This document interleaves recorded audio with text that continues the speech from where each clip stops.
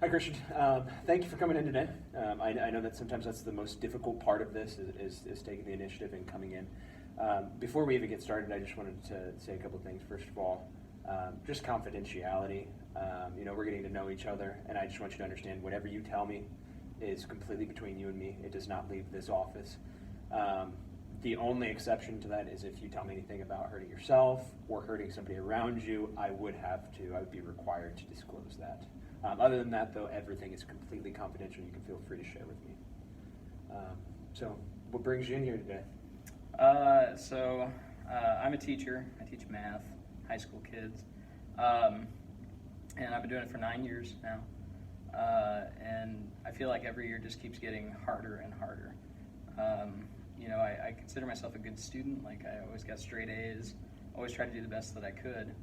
And so naturally that carries into my classroom. I try to do the best that I can. I try to be the best teacher that I can be. And I feel like I'm constantly bombarded, whether it's from students or colleagues. I always feel like I'm under attack, as far as my methods or how I communicate with people or how I help students or whatever it happens to be. I always feel like I'm inadequate. I feel like I'm not cut out for this job. Okay, so I'm going to kind of latch onto that word of inadequacy. You said that you personally, as a student, you were a high academic achiever, that you were a good student. I assume you got good grades, top of your class, things like that. So clearly, as a math teacher, I assume you know your subject matter. So is there something that you are actually experiencing that's making you feel like a failure? Are you interacting with kids and they're telling you that, or is it their performance? What specifically makes you feel inadequate? I would say for the most part it's their performance.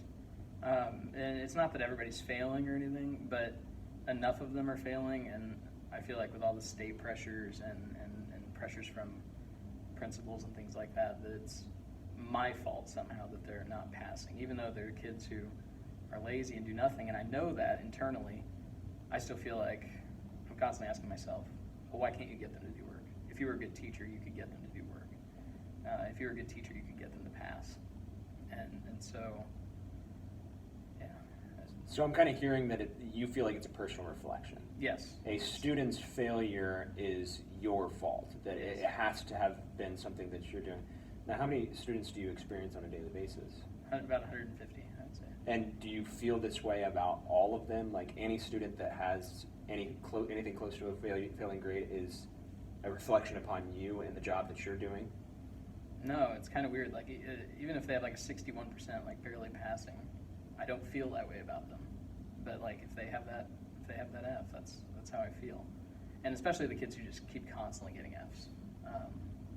Keep getting the 20 and 30%. Like I don't know how to reach those individuals, and so again, I go back on myself. I take it personally, and I think, well, I'm just a shitty teacher. Yeah. Are there any other pressures that make you feel this way? Or do you have principals that are making you feel like these failures are your responsibilities, or coworkers, or maybe even parents that make you feel like it's your fault that they're failing? Or once again, the students, or is it just it's you personally feeling like it's you're causing the failure? I would say it's a mix of all of that. Obviously, I definitely do feel personally, because I've always been critical of myself. Like, if I get an A- on something, like, why did I get an A? And so having them fail, I'm knocking myself already. I have had parents say, some things as far as, well, why can't you do this for my kid, or why can't you remind them to come in for help and things like that, which in my brain is like, okay, I can do that, but why don't I do that? You know what I mean? Like, it seems so obvious. Why wouldn't I do that? Bosses, yeah, it comes from bosses as well.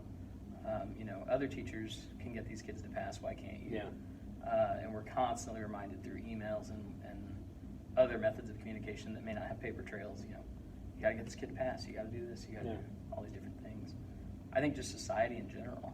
Like, there's just so much pressure on public educators right now that you can't help but feel helpless in those scenarios. Yeah. We're focusing a lot on the kids that are failing and about how that makes you feel inadequate. I just want to ask you kind of a broad question.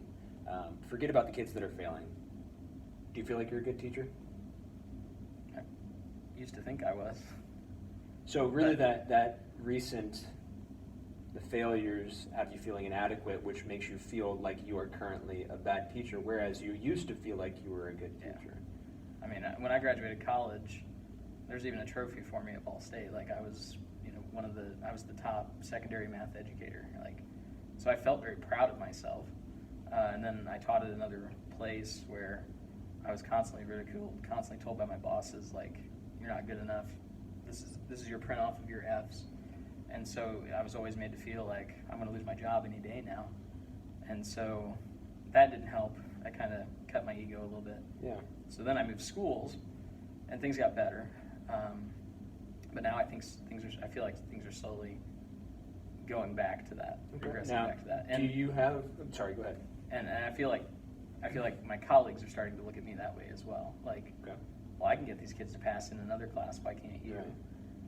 Now, are you seeing success from a portion of your students? Yes, I do have students who regularly do well on things, and And would you attribute any of their success to your teaching and what you're doing? I think I would attribute some of it to them. Yeah, Okay. but a lot of them too are naturally smart as well. Okay. The first thing that I'd kind of like you to focus on in the next couple of weeks is I want you to focus on the things that you're doing right. You seem very kind of fixated on what you feel like you're doing wrong, which I think is a very easy thing to do. It's human nature. Those things stand out. Right. But I think sometimes you're allowing the positive things, the things that you do well, the impact you're having on some of these students, I think you're letting that kind of fall by the wayside. So I want you, first of all, I want that to be one of the focuses we have. Are you seeing this experience, are you experiencing anything outside of teaching that's a result of the feeling of inadequacy that you have in the classroom? Yeah, I mean, I think obviously anybody in education will tell you, like, we can't just leave our stuff in the classroom. Like, we end up taking stuff home with us, even if it's just physically stuff to grade. We end up taking the problems that we deal with home with us. So and so did this today, and my wife. I mean, she constantly has to hear all the stories, and she was even saying to me last night, she was like, "How was your day?" And I was like, "It was fine." Yeah. And she was like, "I kind of wish you would have a good day." And I was Yeah. like, I know. I feel the same way, but I feel like when I get home, I just want to do nothing because I just want to curl up in a ball and just sleep. Like Kind I of don't- veg a little bit. Yeah, like I don't feel motivated to do anything because I'm so unsuccessful at my job, which I've poured so much of who I am into. There's nothing left when I get home. Right. It's all zapped out of me. You're kind of also explaining the fact that not only is this impacting your life outside of school, it's impacting your social life, it's affecting your relationship with your wife, it's having, it's affecting multiple areas because you feel like you've got nothing left when you've left it here. And that's absolutely something that we need to set some goals and, maybe we start small, baby steps, right? Maybe that is you get home and you just do something.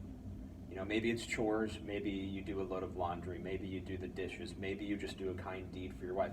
Maybe, even though sometimes it's really hard, you find something positive to say about your day to your wife.